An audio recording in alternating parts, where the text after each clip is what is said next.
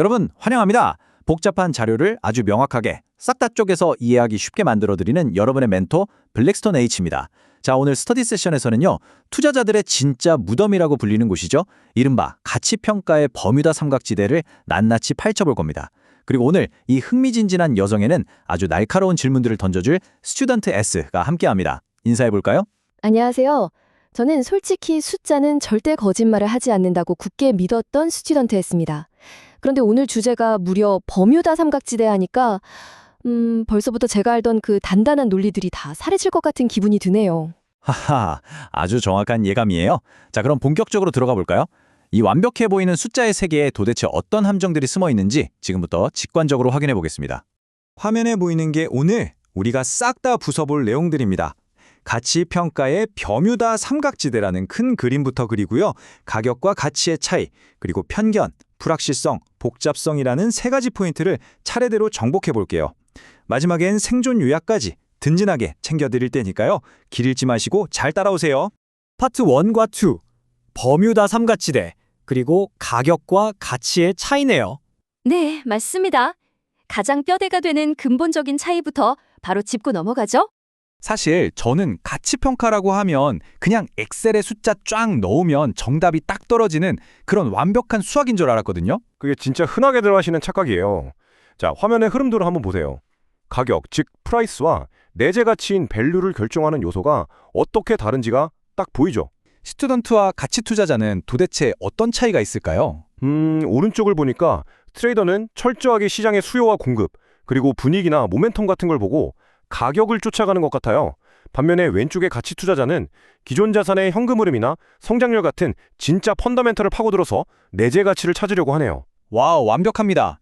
여기서 결정적인 포인트는 바로 이 둘 사이의 격차예요.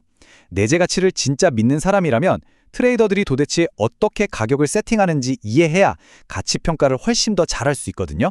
반대로 트레이더 역시 투자자들이 펀더멘털을 어떻게 평가하는지 알아야 유능해지는 거고요. 서로의 방식을 완벽히 이해하는 게 진짜 핵심입니다. 자, 이제 오늘의 메인 컨셉을 공개할게요.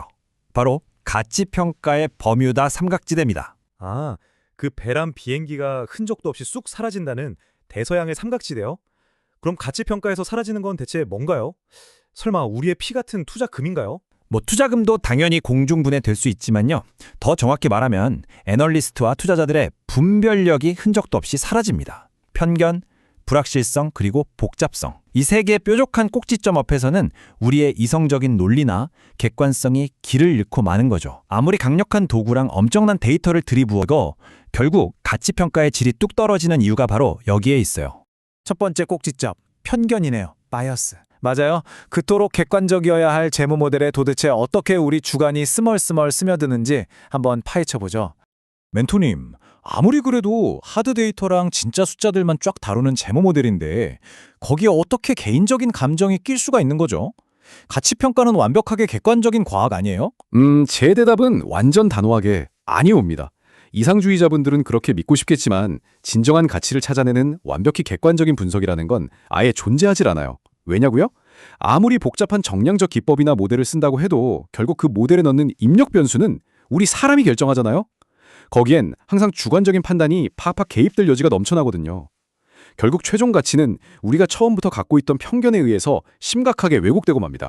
사실 우리의 잠재의식적인 편견은 엑셀을 켜기도 전에 이미 결론을 다 내버리는 경우가 진짜 허다해요. 아, 그러니까 예를 들어서 제가 애플 제품을 막 10년 동안 너무 만족하면서 써왔다면 객관적인 실적 데이터는 보기도 전에 무의식적으로 무조건 애플 주식은 저평가되어 있어 라고 믿어버리게 된다는 거군요. 바로 그거죠.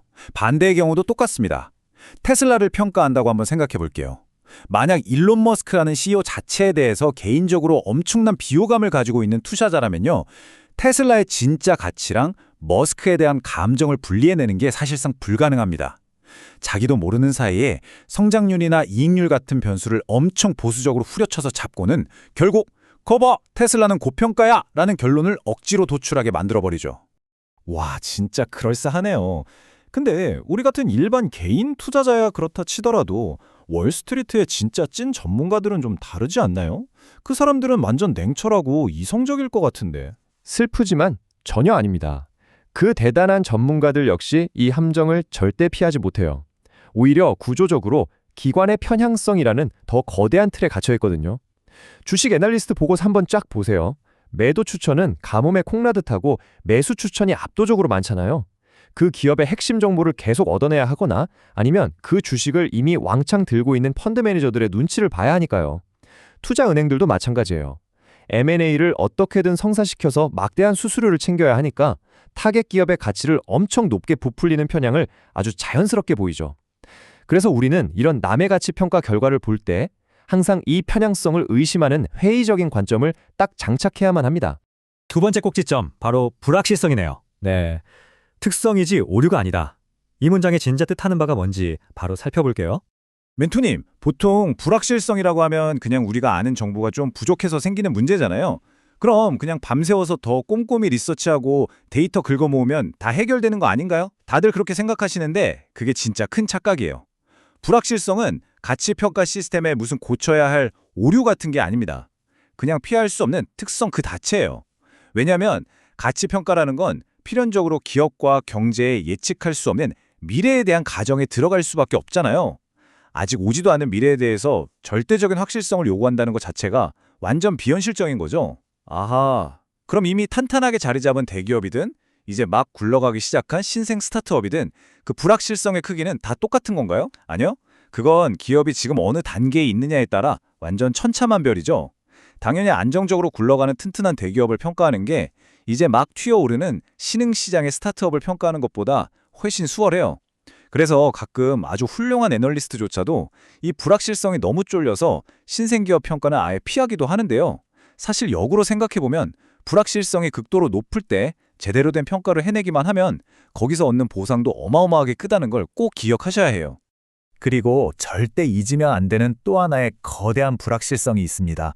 바로 아무도 예측할 수 없는 거시 경제적 타격이에요. 아, 맞다. 화면 보니까 생각나네요. 2020년 코로나 사태 때 전 세계 경제가 올스톱되면서 기업 가치들이 막 하루아침에 반토막 나고 난리도 아니었잖아요. 그리고 2022년에는 진짜 생각지도 못했던 역대급 인플레이션에다가 금리가 미친 듯이 오르니까 그전에 세워뒀던 모든 가치평가 모델들이 한순간에 완전 쓸모없는 휴지 조각이 될 뻔했고요. 정확해요. 생생한 기억이죠? 가치평가는 한번 딱 끝냈다고 해서 영원히 유효한 무슨 불변의 진리 같은 게 절대 아닙니다. 현실 세계에서는 방금 말한 그런 예상치 못한 거시적 위기나 심지어 자연재해 같은 것들이 쉴 새 없이 터지면서 미래의 현금 흐름을 완전히 뒤흔들어 넣어요.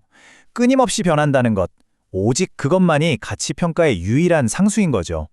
바로 이 대목에서 우리는 위대한 경제학자 존 메이너드 케인스가 남긴 아주 뼈 때리는 명언을 꼭 가슴에 새길 필요가 있습니다. 사실이 바뀌면 저는 견해를 변경합니다. 선생님은 어떻게 하시나요? 그러니까 새로운 정보나 팩트가 깍 등장하면 예전에 며칠 밤새워서 만든 내 평가 모델이 틀렸다는 걸 쿨하게 인정하고 아주 과감하게 모델을 싹 수정해보려 한다는 뜻이군요. 괜한 고집 부리지 말고요. 바로 그겁니다. 내가 계산해낸 내재 가치가 한번 정해졌다고 영원할 거라는 건 진짜 위험한 망상이에요. 훌륭한 애널리스트는요, 최신 정보가 들어오면 그걸 딱 반영해서 아주 유연하고 빠르게 가치평가를 뜯어 고칠 줄 알아야 합니다. 사람들은 흔히 엄청난 불확실성 앞에서는 지레 무기력해지거나 아니면 아예 불안하니까 마치 불확실성이 없는 것처럼 현실을 부정해버리곤 하거든요. 하지만 진짜 실력자는 다릅니다. 계속해서 변하는 사실들에 맞춰서 끊임없이 유연하게 대응하는 거죠. 자, 드디어 마지막 세 번째 꼭지점, 복잡성입니다. 과연 모델이 더 크고 웅장하다고 해서 반드시 더 좋은 걸까요? 그게 아니라는 걸 아주 명확하게 증명해 드릴게요. 멘토님, 방금 불확실성을 통제하기가 그렇게나 어렵다고 하셨잖아요.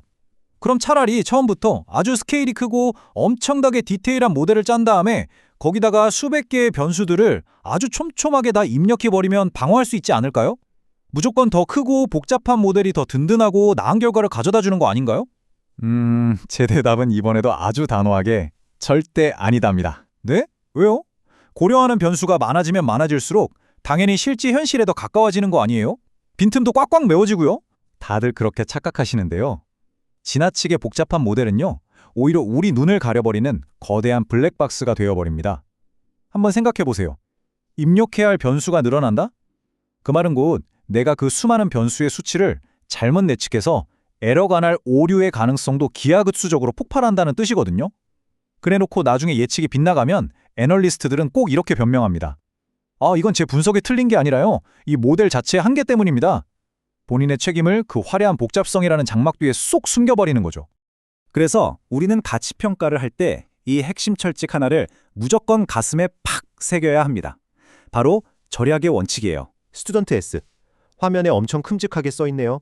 절대적으로 필요한 것 이상으로 변수를 늘려서는 안 된다. 그러니까 너무 많은 정보나 화려한 변수들이 오히려 내 가치평가의 질을 갉아먹는 맹독이 될 수 있다는 거군요. 핵심을 아주 정확하게 짚어냈네요. 가치평가를 하다 보면 흔히들 겪는 문제가 뭐냐면요. 정보가 부족해서가 아니라 오히려 쓸데없는 정보가 너무 과다해서 배가 산으로 가는 경우가 훨씬 많아요. 모형을 쓸데없이 복잡하고 디테일하게 만들면 시간 낭비, 돈 낭비만 될 뿐입니다.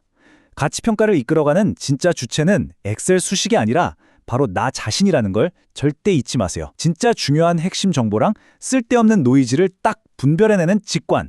그게 수백 줄짜리 화려한 함수보다 훨씬 더 강력하고 확실한 무기입니다. 마지막으로 생존 요약입니다. 네, 지금까지 여기저기 흩어져 있던 정보들을 딱 하나로 뭉쳐서 이 무시무시한 버뮤다 삼각지대를 무사히 빠져나갈 생존 키트를 단단히 챙겨보죠. 자, 여러분을 위한 궁극의 생존 가이드 3줄 요약입니다. 첫째, 나에게도 그리고 남에게도 항상 편견이 도사리고 있다는 걸 쿨하게 인정하시고 절대 비판적인 시각을 끄지 마세요. 둘째, 불확실성은 피하려고 발버둥 칠 게 아니라 그냥 평생 안고 가야 할 피할 수 없는 상수로 받아들이세요. 그리고 팩트가 변하면 즉각적으로 모델을 뜯어고치는 유연함을 장착하시고요. 마지막 셋째, 거대하고 복잡해 보이는 블랙박스 모형의 유혹에 절대 빠지지 말고 오직 내게 꼭 필요한 필수 변수만 깔끔하게 사용하는 절약의 원칙을 잊지 마십시오. 와, 이렇게 시각적으로 딱 깔끔하게 정리가 되니까요. 앞으로 제가 엑셀의 빈 화면을 새로 켤 때마다 이 3가지 원칙이 머릿속에 가장 먼저 팍 떠오를 것 같아요. 하하, 아주 좋습니다. 자, 오늘 스터디 세션을 마무리하면서요. 여러분 스스로에게 이 질문을 한번 꼭 던져보시길 바랍니다. 당신의 다음 가치평가에서 당신은 과연 어떻게 핵심 정보와 쓸데없는 노이즈를 날카롭게 분별해내시겠습니까? 여러분, 가치평가의 진정한 예술은 화려하고 복잡한 수학 공식이나 엄청난 엑셀 스킬에 있는 게 절대 아닙니다. 끊임없는 편견, 피할 수 없는 불확실성, 그리고 아찔한 복잡성 속에서 진짜 나에게 필요한 단서만을 쏙쏙 가려내는 여러분의 그 분별력에 달려 있습니다.